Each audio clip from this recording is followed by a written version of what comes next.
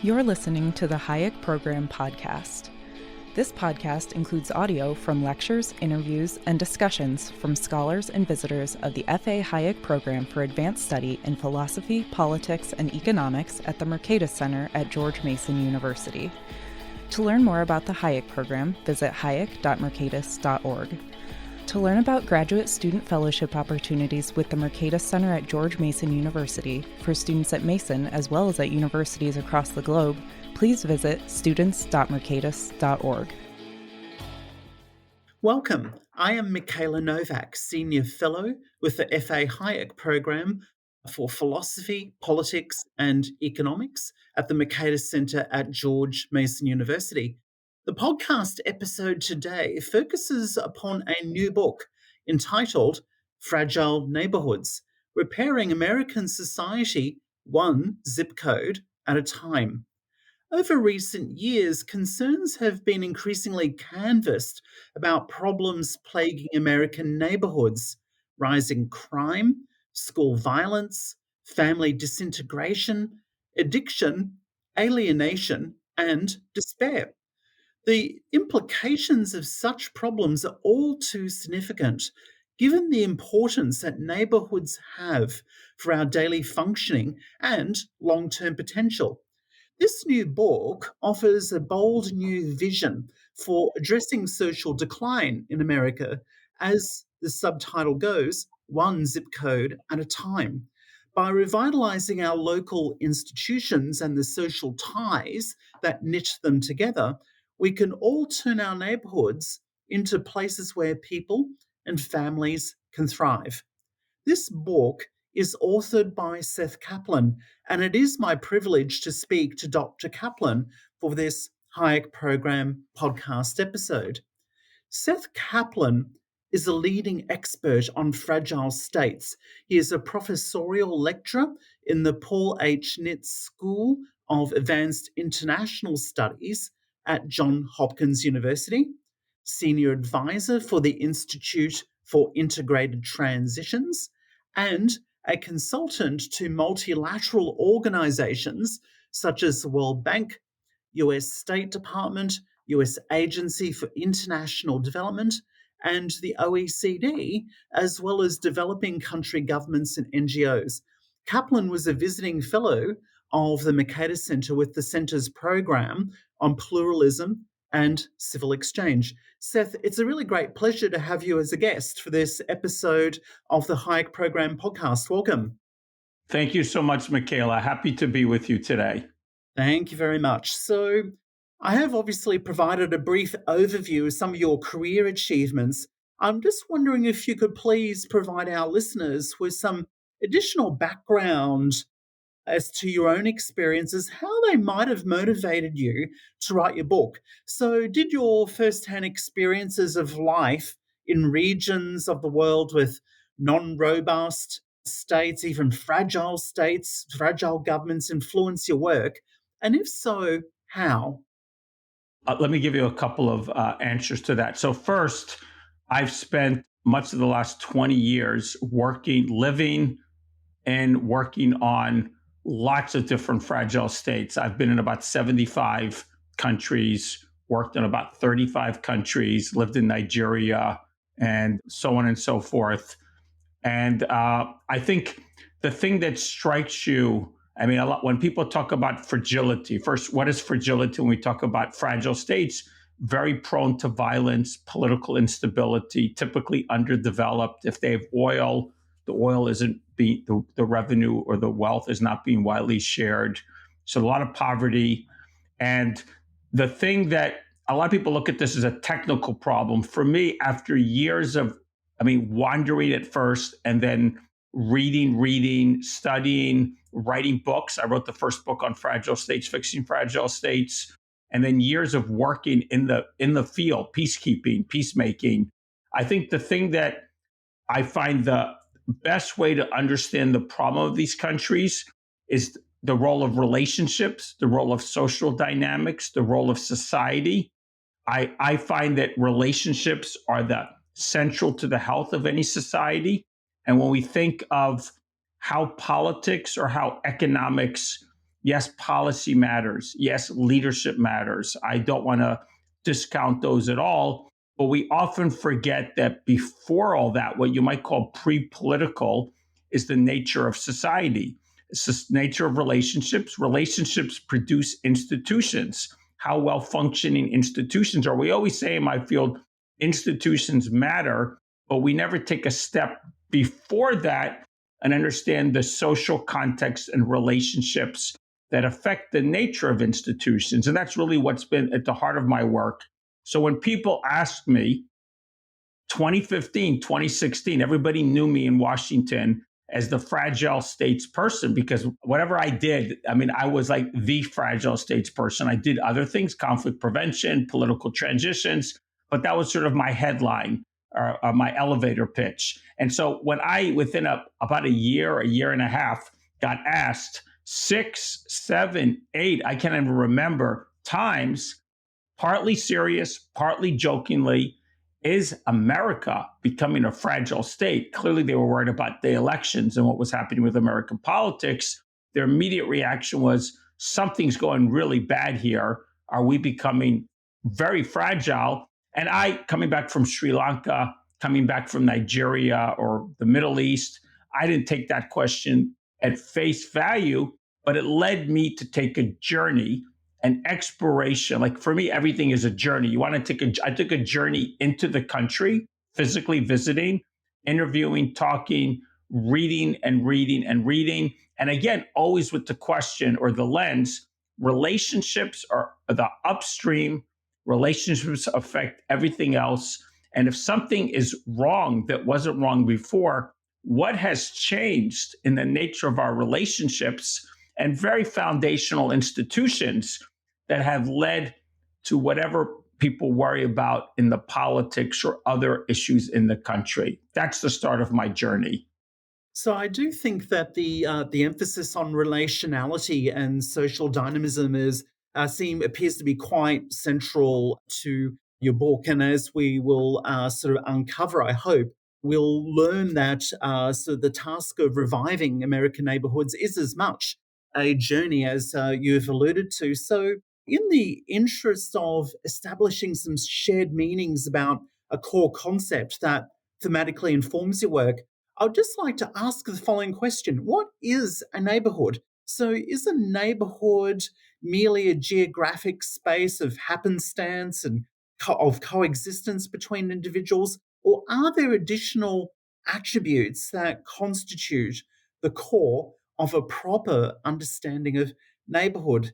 If something other than geography sets a neighborhood apart from other collective classifiers, what would you have in mind?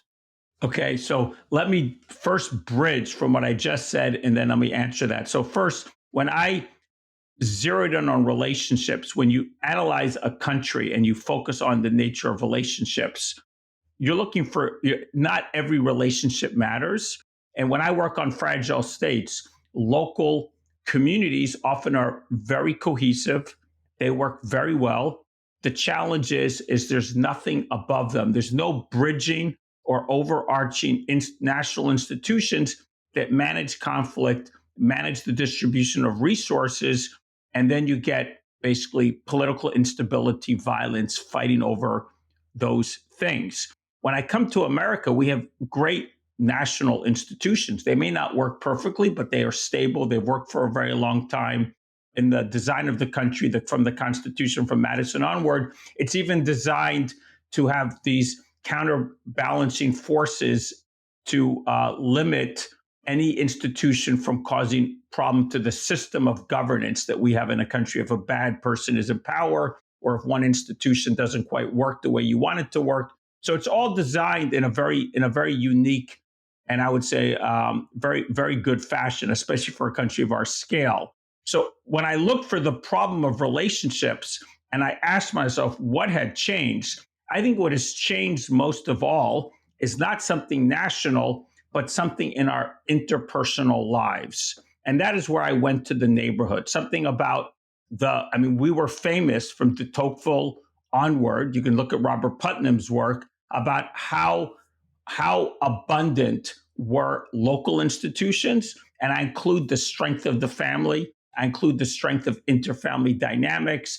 I include the strength of all those local associations, such that for the most part, people were embedded in, grew up in, lived their lives in. A lot of these, many of them might have been unregistered, informal, but lots of associational life. Even the term institutions, as I think our listeners will know, it doesn't mean a nonprofit that's registered. It could mean just the norms of behavior. So when I drew that conclusion and I started looking around, I think one of the things we find so interesting about, it's true everywhere, but it's so stark in the United States. You are a relative newcomer to America. If you were to wander around American cities or around this huge country of 330 million people, I think one thing that stands out with your foreign eyes, and I have foreign eyes after all my travel, is how different specific places are in terms of how well they're doing, how people might be experiencing life in this country. Just as an example, the difference in the average lifespan between different neighborhoods in America is over 40 years. So just imagine you're living in two different neighborhoods. They may be a few miles apart, and one has people living 40 years or 30 years or even 20 years longer than the others. That's telling you a lot. And there's lots of other data like that. So therefore, neighborhoods matter. And what has really changed for me is not the headline issues about polarization and mistrust. That's downstream from what is happening locally. We're not experiencing life well in many places, and we're not learning to trust each other. We're not having those types of local interactions and dynamics we used to have. So your question is, what is a neighborhood? So a neighborhood, historically, all human beings lived in basically something like neighborhoods because we didn't have cars. People shopped locally. If there's schools, people went to school locally. People worshiped locally. You might have done some travel, but everything was very place-based with lots of institutions. There were neighborhoods or like neighborhoods. A neighborhood is a place that has an identity, a place that has ideally boundaries, a place that has a center or something that something, it may not always be in the center, but a center. A neighborhood has lots of institutions. Could be religious, could be businesses, local businesses. It could be civic associations. A lot of those institutions might be informal. I think my neighborhood has houses of worship. My neighborhood has a series of restaurants, has shopping. It has lots of local associations, foundations, just for people in the neighborhood for the most part. I'm on the board of a special needs school in which probably half or 2/3 of the kids might come from this neighborhood. A neighborhood often has community schools. So it has the sense of togetherness and has lots of these institutions that overlap and bring people together. What has changed so much because of the car and because of nationalization and because of how our country has evolved is that many Americans do not live in neighborhoods anymore. For many people, their life is placeless. They may have lots of beautiful houses. They may have nice green areas. They have no place to meet their neighbors. There's nothing that brings them together. There's no beginning end. There's no center. There's nothing local. You drive to the church, whatever. You drive to school. You drive to shop.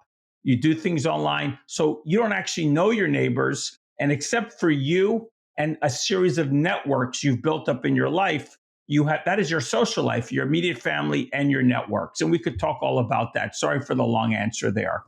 No. I think that your response is extremely interesting, including, as you allude to in my own case, having sort of recently sort of lived in the US, I tend to sort of agree with what you suggest in terms of observations about the sheer diversity of sort of neighborhood life in the US. I mean, there are sort of gradations of diversity which are clearly more evident in my home country, though you did mention one variable, social media, which might be sort of a ready explanation for why neighborhoods have sort of drawn in their sort of horns and sort of don't interact at a sort of face-to-face level. Is social media an important variable here driving the phenomena that you're identifying in your book? I think the key thing is technology. I think social media roughly since 2012, 2013, 14, I think we're seeing a broad change, partly because of it's technology driven. I don't think it had to take us to where we are completely. It certainly would have brought us in this direction, and that we have made choices from urban planning to the nature of government, to the nature of the nonprofit world, even to the nature of houses of worship. The houses of worship they have much different concept of what it means to be a religious community, or they don't even have it. It's like religion without community almost today. So there's so many things you could look at, but at the heart of the matter is how technology has changed society, changed people's interaction with each other, changed our daily habits and routines. And social media, I think a lot of people look at social media as the problem, but I think the data says that, I mean, if you read Bob Putnam's work, 1964 was the peak, and then we've been on a downward path ever since. Social media is 2012. So I think the exact year is hard to put it's broader trends that are affecting people in different places at different times. But broadly, we had a certain trajectory that shifted as people moved out, as everything became more nationalized, and so on and so forth. And I think the social media is the latest wave of that. And I think that we've had a series of waves, and we have to think of social media as an extension of that and not the main driver. It just accelerates what has been happening previously.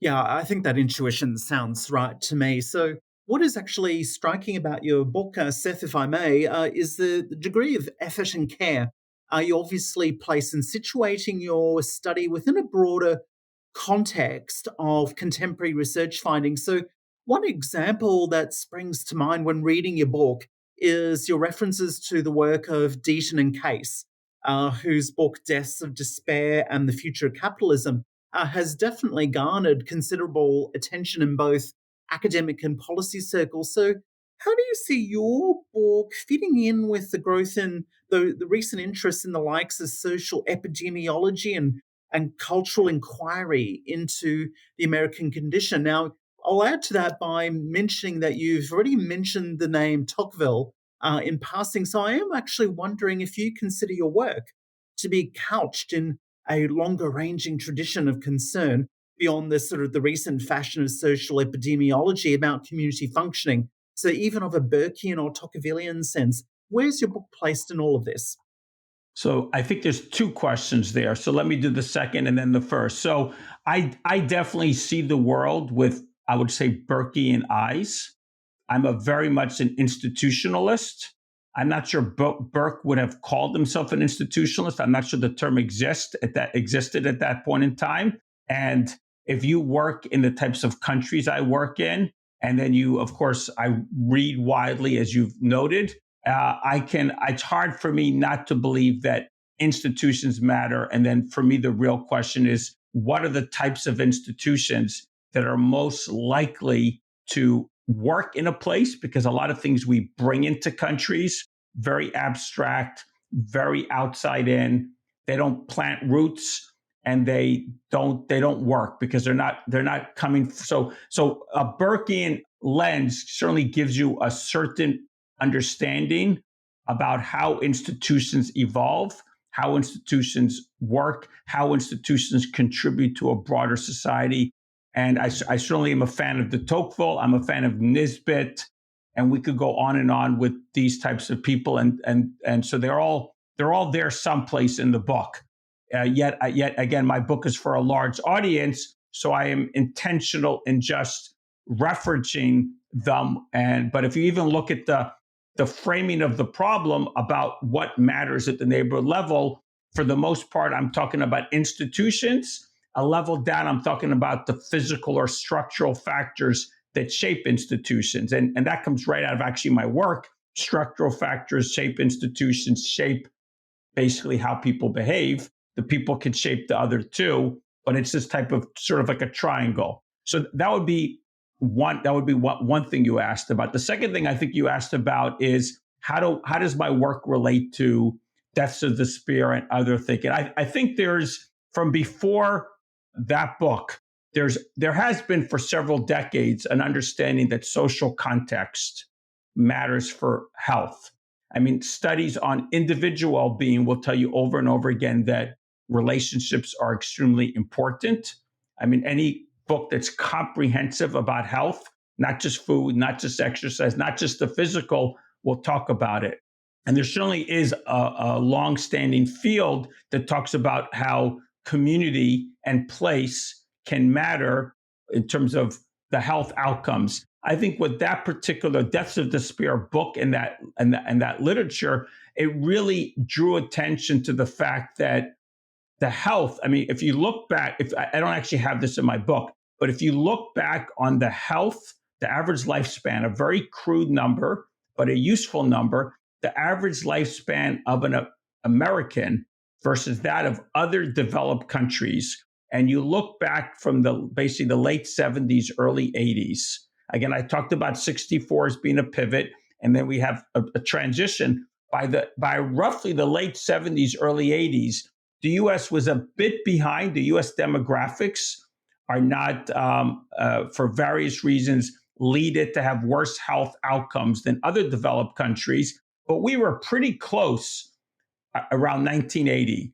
And then gradually over 4 decades, we have a divergence. I mean, COVID shed a very bright light on that, but it wasn't these things have been going on for 40 plus years that we have this divergence. And you have to ask why.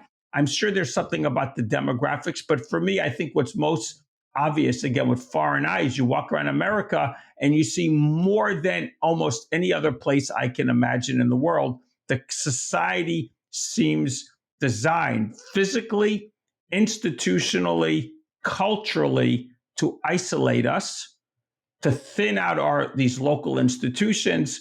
And I think if you talk about 100,000 plus Americans dying from drug overdoses every year, which is an incredible number that receives almost no attention except once or twice a year. That's twice as many as died in the Vietnam War over 2 decades.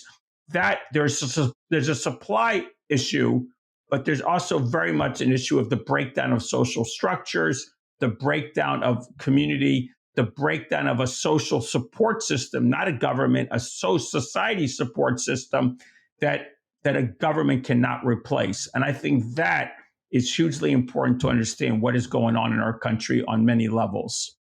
So let's generalize on the themes that we've been discussing so far. So awareness of the uneasy circumstances confronting functional or even orderly neighbourhood life is one that has assumed an array of manifestations, ideological and political as well as philosophical. So in the country that I'm most familiar with, Australia, several social democratic left of centre politicians, such as former government ministers Wayne Swan, Craig Emerson, and the present day politician, formerly an economist, Andrew Leigh, have expressed their alarm over socioeconomic inequalities at the neighbourhood or postcode or zip code level. Social democrats in other Western countries have espoused similar issues, including in the US. So, from my reading of these contributions, social democrat responses to the kinds of fragile neighbourhoods you identify include such measures as greater central governmental level involvement in education, income redistribution, and a sort of state-centred attention to issues of loneliness and well-being. That's something that's come up more recently, all of which combine into a rubric of what's called placemaking policy.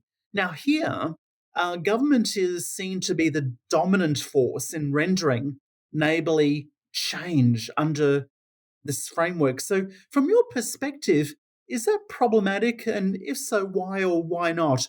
So I'm really asking here, what role ought government play in redressing some of these really complicated issues that you're identifying in your book?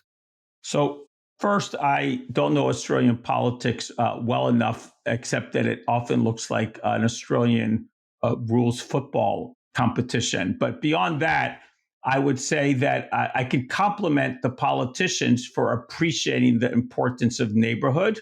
I would have a somewhat different perspective on some of these issues than maybe those that you have mentioned. I think the role of government is best when it creates enabling conditions for people to thrive. So I think there is a role for government. I mean, just the way we design the physical landscape is a government choice. If we design suburbs with no centers and no identities, and the way we've planned, I find in America one of the odd things about America is that we build beautiful roads. We don't build beautiful places anymore. I mean, some of the old cities are beautiful, but I haven't found a recently built beautiful neighborhood in the United States. I mean, compare this to some of the older cities, especially if you went to Italy or something like that, Barcelona. So I would say government can shape the physical landscape.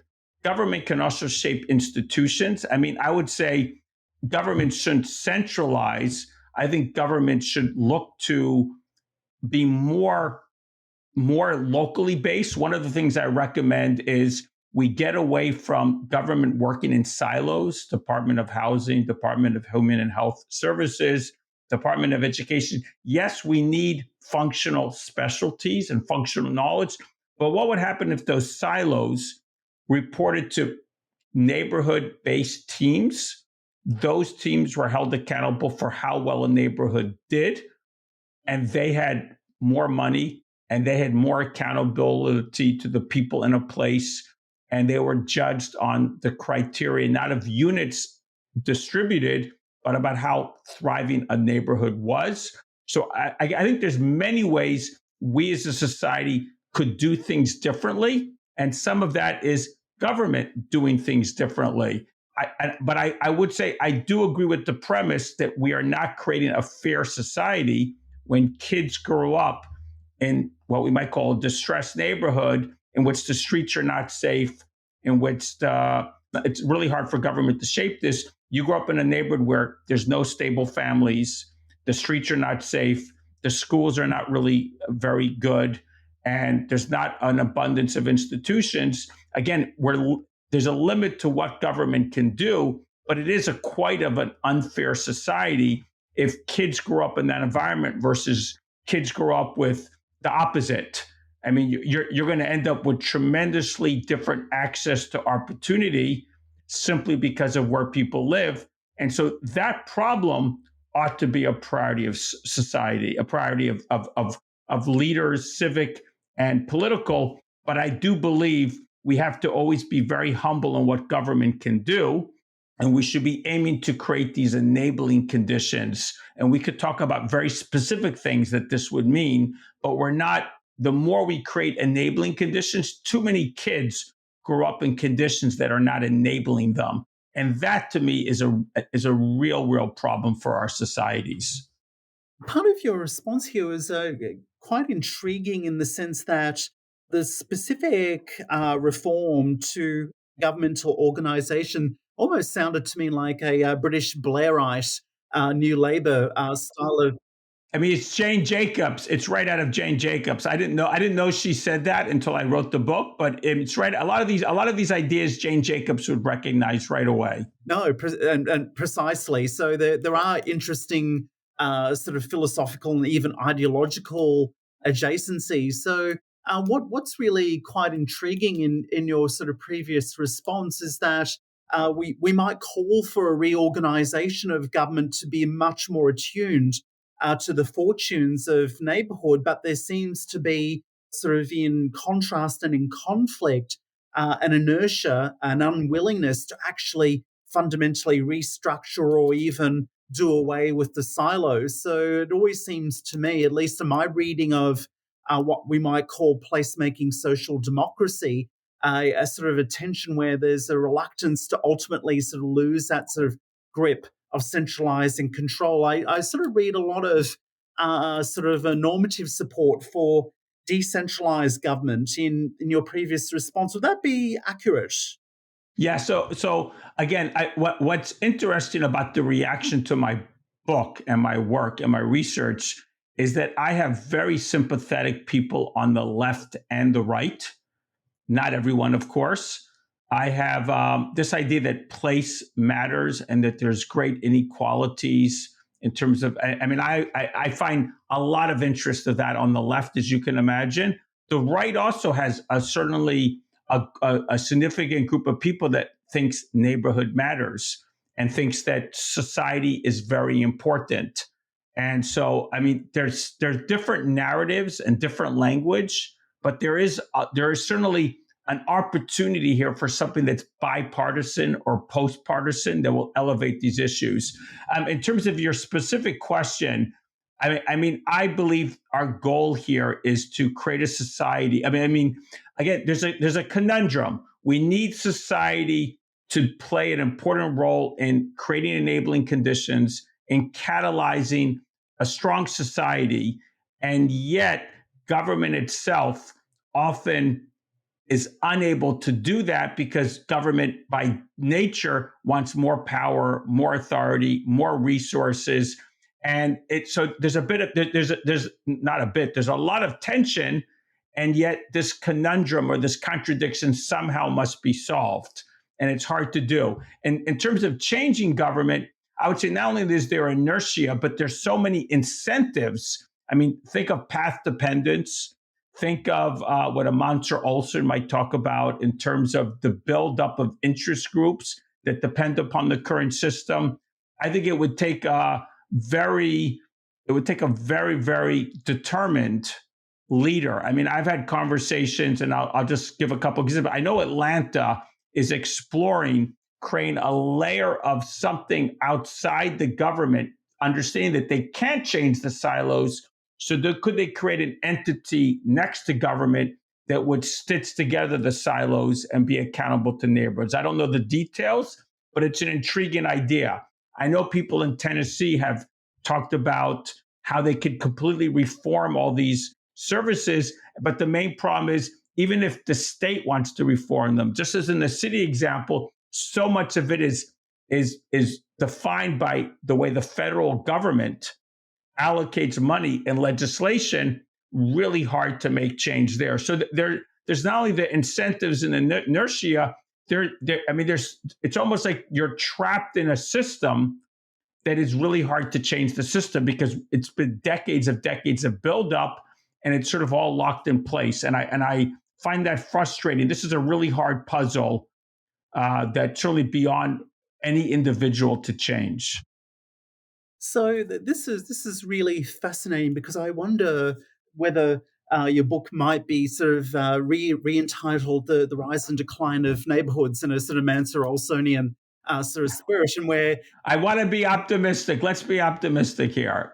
Rise and fall and rise again. Thank you. Exactly. I'm very strongly in support of that. But to sort of think about sort of how at the sort of the local level we have the sort of the rise of sort of veto players, so-called sort of NIMBY sort of actors, which lead to a sort of transitional gains trap, if you will, that actually sort of prevent a revival of vibrant neighbourly communities. But as you rightly say, in an optimistic spirit, let's think about the feasible pathways for change. And so, in this sense, an alternative to what could be called placemaking social democracy, or even, if you will, placemaking socialism, as I've described before, is a set of intuitions and concrete proposals, many of which I believe that you've already outlined for us already, that could be put together and be labeled, let's say, placemaking liberalism. So such an approach would emphasize a non-state approach to resolving the problems of a neighborhood, entailing voluntaristic collective actions by motivated people. It would similarly be attentive to a range of existing fiscal, legal, and regulatory barriers, for example, zoning, to effective local coordination and self-governance on the part of the neighbourhood members. So Tocqueville would be regarded as something of an intellectual standard bearer in this tradition of placemaking liberalism, as might the likes of Wilhelm Röpke, Alexander Rustow, Richard Cornell, and other classical liberals desiring a vibrant civil society. So does your book identify any specific merits or risks associated with a placemaking liberalism orientation to neighbourhood revival, one that really gives primacy to non-state actors? What are the promises? What are the pitfalls there do you see? Okay, first of all, I would call it neighborhood making and not placemaking. Placemaking actually is a field founded in the 70s, outgrowth of some of Jane Jacobs' work. There's several nonprofits, Project for Public Spaces and whatnot, that have worked for decades, very active in Australia. Australia has got some really big organizations in this space. And I would say they're a reaction to this awareness that something in the way we have designed our physical spaces, same with new urbanism, has basically diminished or weakened our relationships. But placemaking tends to focus on public spaces. So main streets, open spaces. It doesn't I'm thinking neighborhood making with some of the most important relationships and institutions are not publicly visible. And so I'm thinking of a different level of depth, a much deeper set of relationships, not just that we have outdoor cafes and we have outdoor benches. And I want to first differentiate between, I think placemaking is wonderful. I'm trying to go much further. So to answer to your question is yes. I mean, I believe our democracy, our health, our access to opportunity, I think so many things that we desire for our society to produce depends on a strong society, a healthy society. And in my book, I tried very hard to not lament and diagnose only, which is what I have a bookcase. Literally, I took all the books. I had to buy a bookcase, put it in my living room. My wife wasn't very happy. And they're all talking about what's wrong with our society, diagnosing, documenting. Very hard to find many suggestions. For Bob Putnam, I mean, I love his work, but mostly not very practical. The best solution is family dinners, which are very important, but it's not enough of a strategy. And so when I thought about what I should focus on for solutions, I, by design, did not focus on government. There's a government, we tend to think, especially in the intellectual class or the policy world or the Washington think tank world, it's almost if the whole discourse, whether especially even on the right talks about society, the left tends to talk about government, but then the right talks about society and ends up landing on what can government do differently. And I said, this is not where I wanted to start or finish. And I therefore zero in on what I think are the key institutions that we need to have in society. I use the lens that we need a type of social innovation, social entrepreneurship, social starters. We need it place by place. I talk about working horizontally, working sideways, and again, enabling conditions, but enabling conditions with a focus on what matters. Just being a social entrepreneur, helping people because they're homeless, well, that's wonderful, but I'm much more interested in social entrepreneurs and social initiatives that focus on relationships and institutions that strengthen them, especially at scale in a neighborhood. Because if you want to change all the things we're talking about, the best way to change it is neighborhood by neighborhood with institutions, with a certain amount of scale, with the focus on relationships, with other things coming downstream from that. Your concerns about housing and everything else, you got to have good relationships for me. For the housing is only for a larger goal. And so I looked for these. I focused on these. I believe we need to spend a much more time in our civic space and among our philanthropists looking for these types of organizations that are neighborhood-based and put relationships at the heart of their work. So yes, I very much take that as my focus. The big question I think for us is what is the right, we need a wave of these how do we catalyze a wave of these and help them scale up horizontally? Excellent. So, if I were to set out to describe a Kaplanian framework, if I will, for the reconstitution of dynamically functioning American neighborhoods, right, with the emphasis of neighborhoods that you astutely put earlier, I would suspect that they would rest upon three focal points here: resources, institutions, and virtues. So, in your book, you refer to a crucial role played by so-called community quarterbacks, which may well be social entrepreneurs situated at a neighborly level. That is to say, individuals and groups of people who emerge to organize, improving economic, social, and other opportunities locally. So, as you know, coordination tasks are said to be riddled with, let's say, the free riding problem of collective action. How to ensure that these quarterback personalities are not left to excessively shoulder the burdens of revivalist tasking in neighborhoods. So, can you think of how your three focal points here, resources, institutions, and virtues, could be used either in isolation or in combination to help ensure success, and that these community quarterbacks get the support that they need to help drive change? So I'm waiting, Mikayla, for your article about the Kaplanian. If I don't know, my framework, and you've actually given three pillars to my framework. So I'm looking forward to your article about my new framework to save America. So thank you for that. So I would say, first of all, it's a very nice way to think about the problem, and what you have, and you put your finger on it, you have a collective action failure. We think of that in many ways, but for me, this idea that we as human beings and we as neighborhoods will be better off if we have, I mean, nothing that constrains people from leaving, but some sort of willful interdependence with abundance of institutions.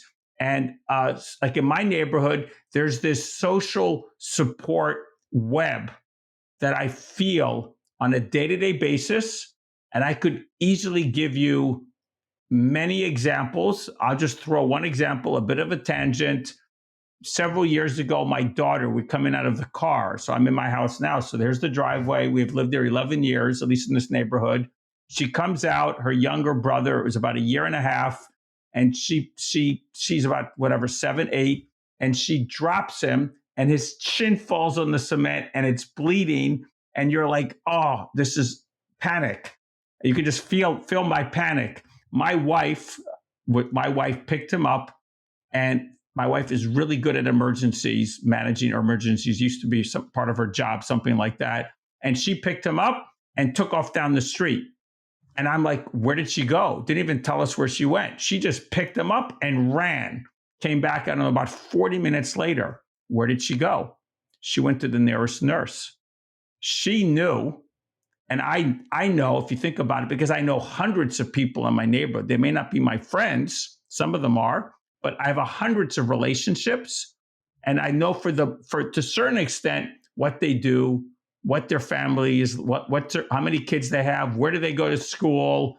My wife will tell you what's wrong with their kitchen renovation, and so on and so forth. But we have this like this web behind us, and we have at least 10 nurses, doctors, or something like that in our neighborhood that I could think of at least a half a dozen times in these 11 years. We just walked over to someone's house. Might have been, I mean, if the daytime we would call somebody, but it's the evening, it's the weekend, boom, we have an answer. First person's not home. Maybe the second person will be. We're not even calling them often. We're just knocking on the door.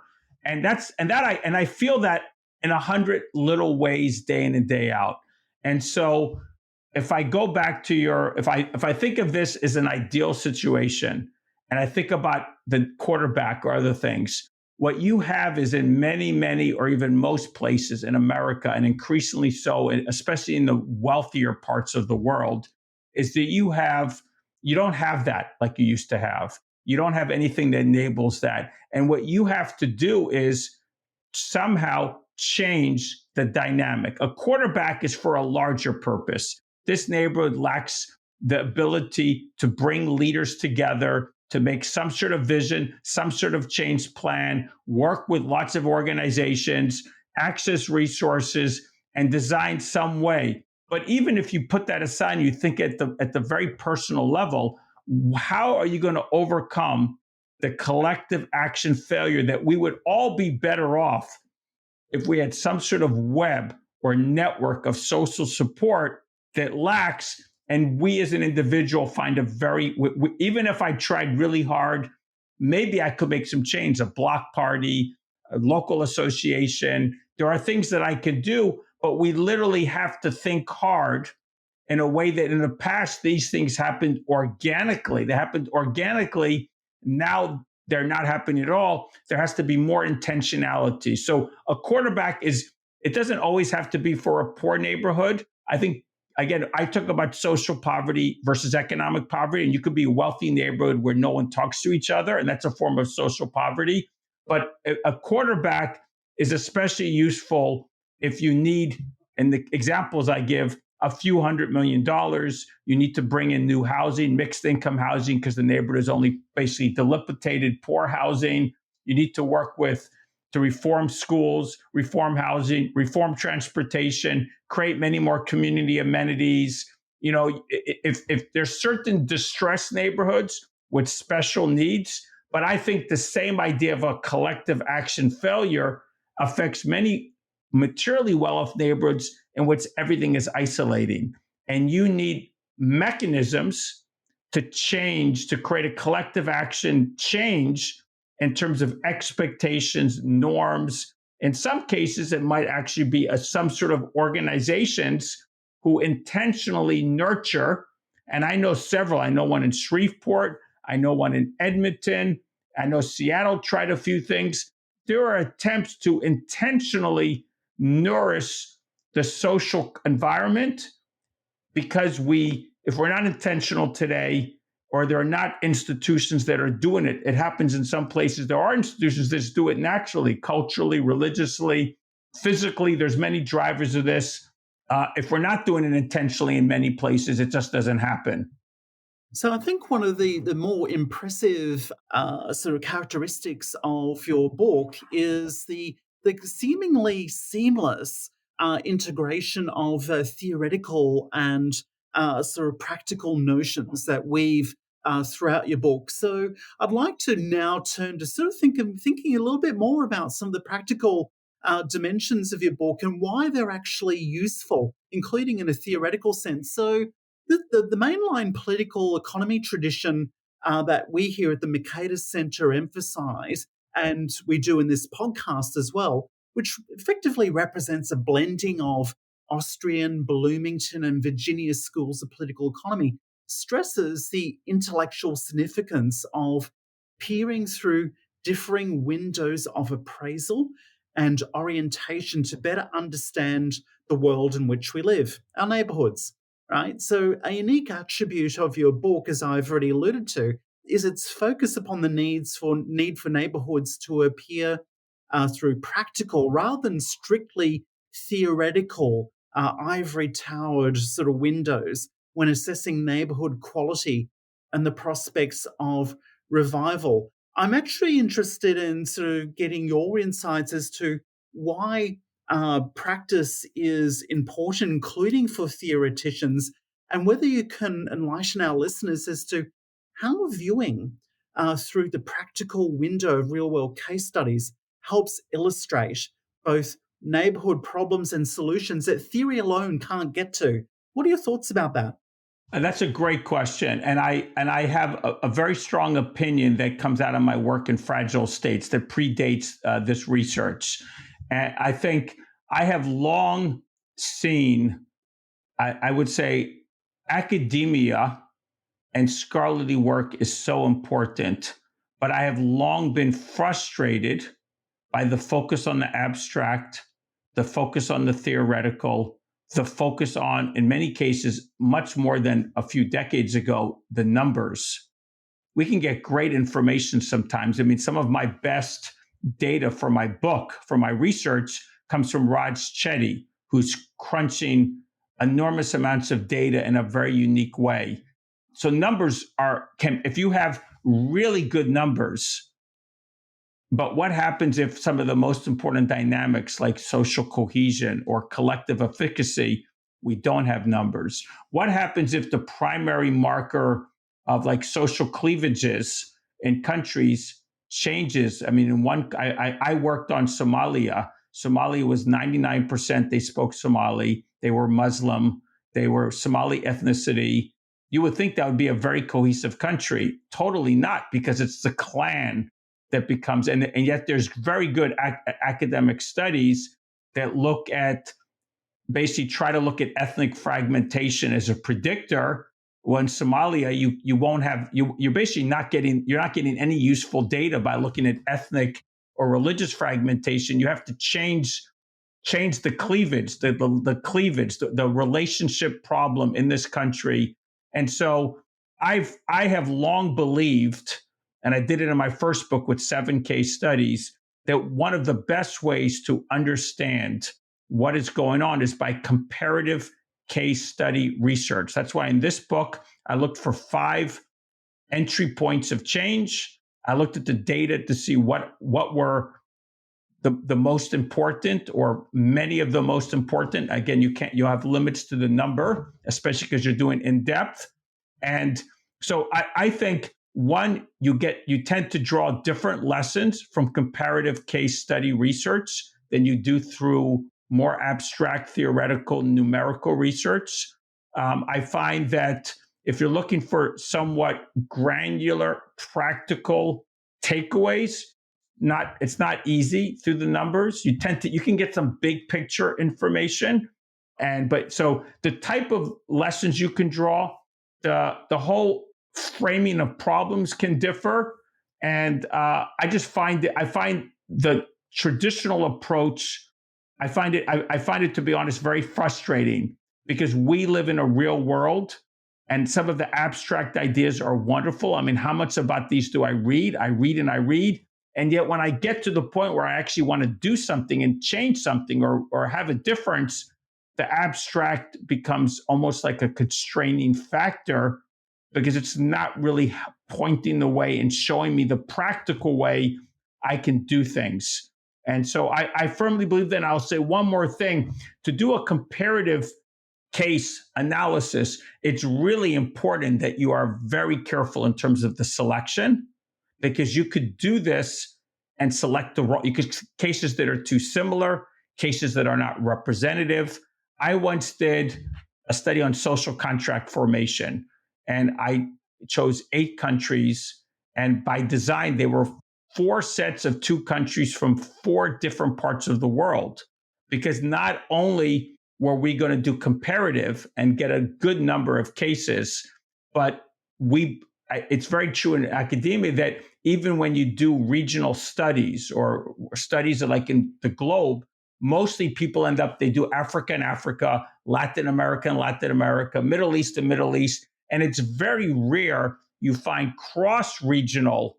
So too much is region specific. And I wanted to have cross-regional comparisons.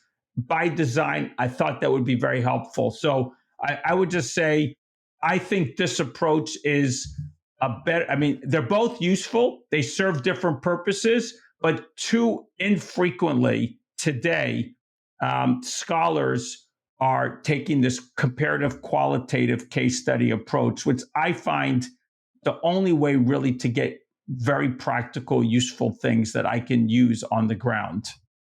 Okay, so keeping with this theme of keeping our feet on the ground in the practical real world, one could argue that societies as we find them are subject to ceaseless, even what we might call collidic changes. And so problem identification and solution prescriptions for neighborhoods will be prone to change over time.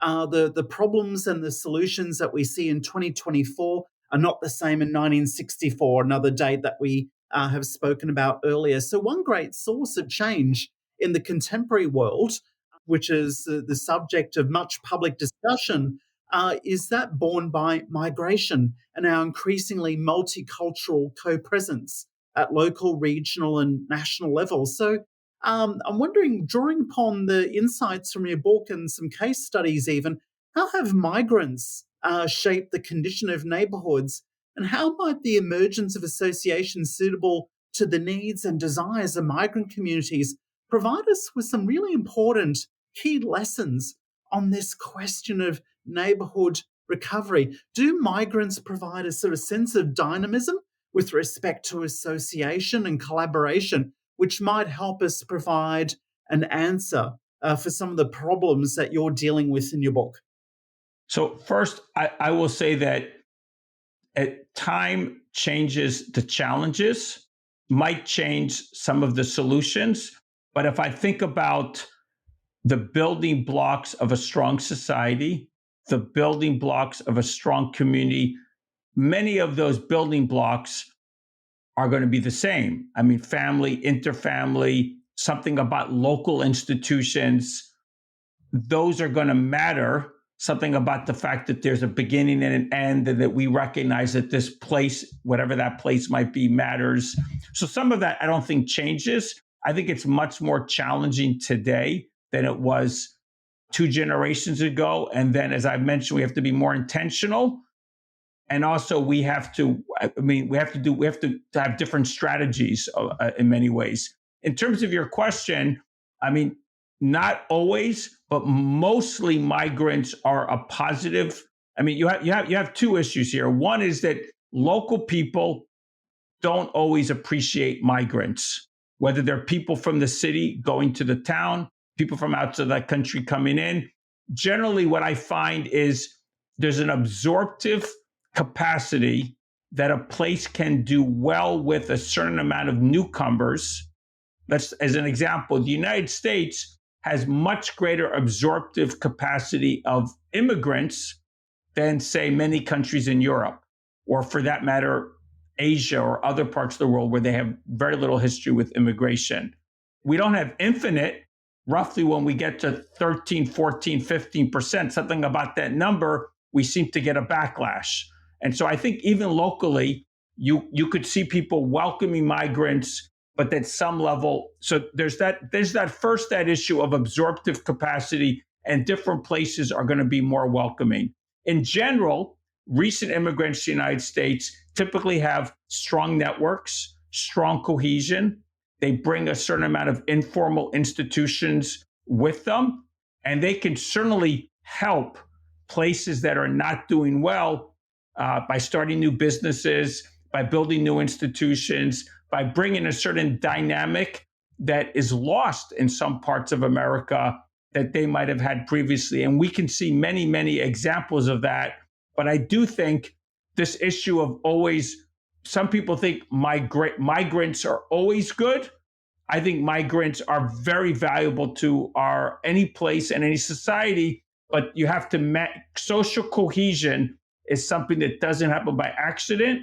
It requires, on a certain level, an intentional, conscious effort to ensure social cohesion. So even if you had the migrants coming in and that was a good positive, some initiatives are likely necessary to create bridging mechanisms to ensure that the outcome is positive for everybody involved. So I do think it's a multidimensional challenge, and hopefully your experience in Virginia has seen that everyone is welcoming you as a newcomer there.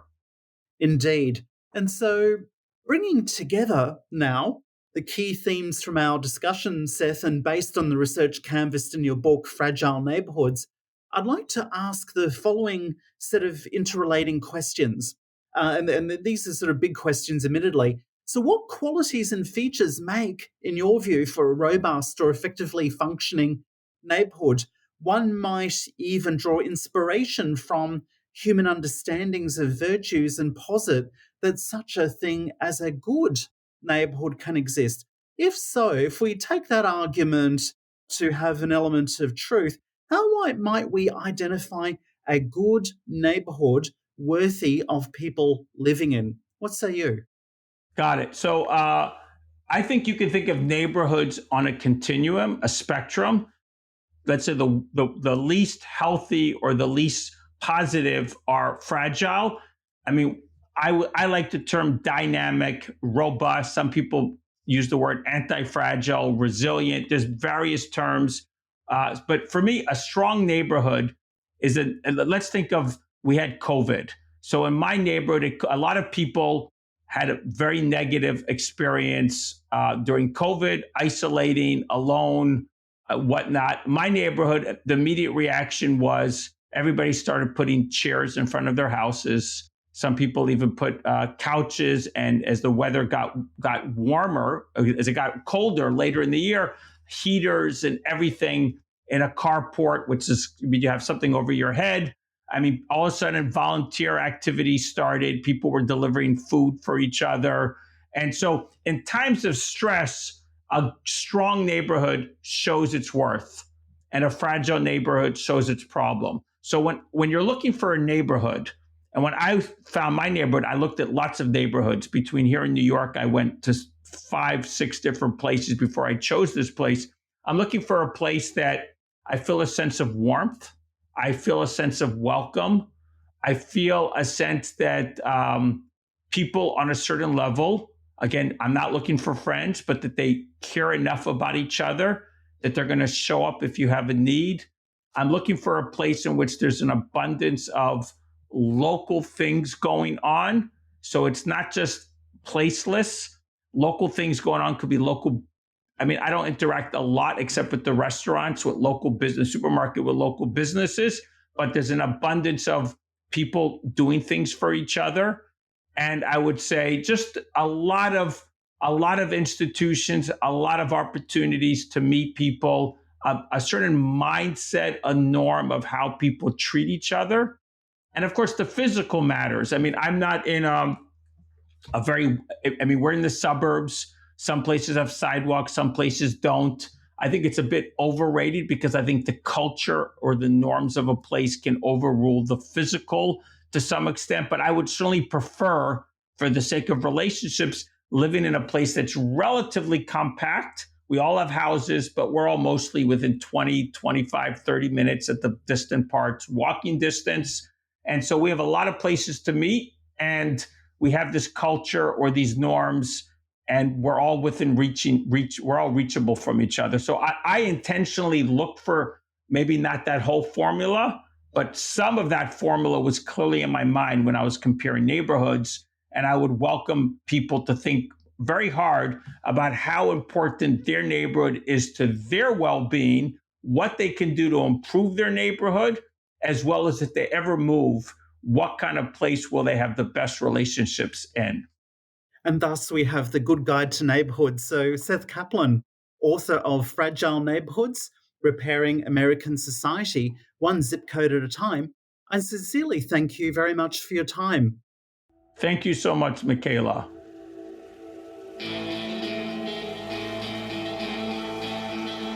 Thank you for listening to the Hayek Program podcast. To learn more about the research, scholars, and work of the Hayek Program, visit hayek.mercatus.org. For more information about graduate student fellowship opportunities for students at Mason as well as at universities across the globe, please visit students.mercatus.org. We hope you recommend students to our programs or consider applying yourself.